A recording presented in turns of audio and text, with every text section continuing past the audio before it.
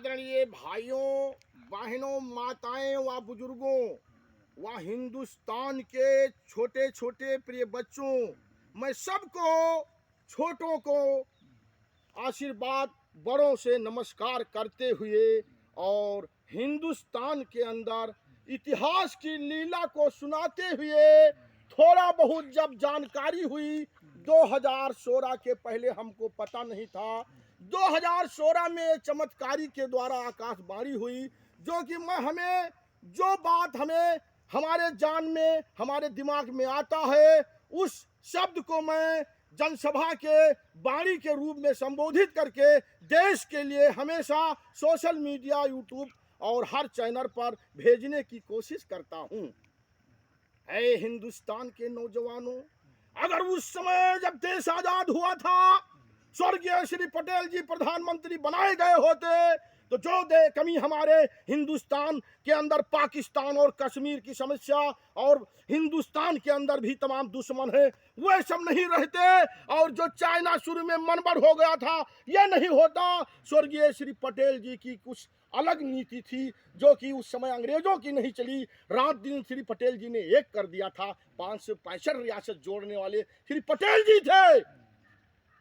और नेताजी सुभाष चंद्र बोस के साथ जब अन्याय हुआ, नेताजी जब जेल से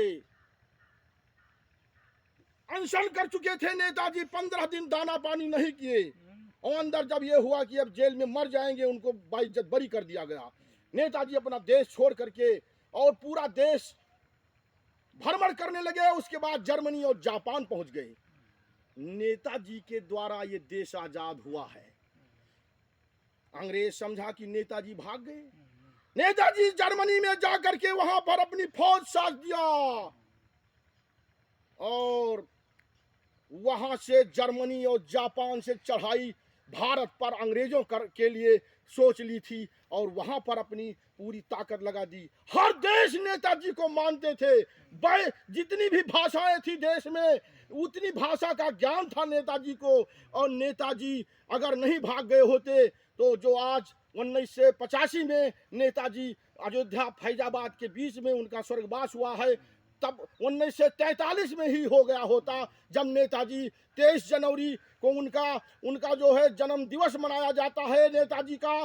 23 जनवरी को नेताजी पहुंच गए थे दिल्ली पर अपना 1943 को अपने लाल किला पर झंडा फहराने के लिए। 1947 के पहले ही सारी कहानी नेताजी के द्वारा हुआ, और क्रांतिकारी नेताओं के द्वारा, और पटेल जी के द्वारा अगर प्रधानमंत्री बनाए गए होते तो कोई भी संकट नहीं होता।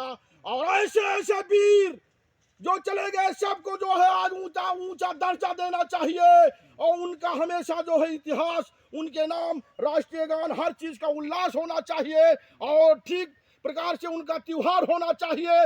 और उसी प्रकार से देश में जितनी भी कमी है, पुराने क्रांतिकारी नेताओं के द्वारा उनके बुद्धि दिमाग से आज की कमी भी भगाई जानी चाहिए। जय हिंद, जय भारत।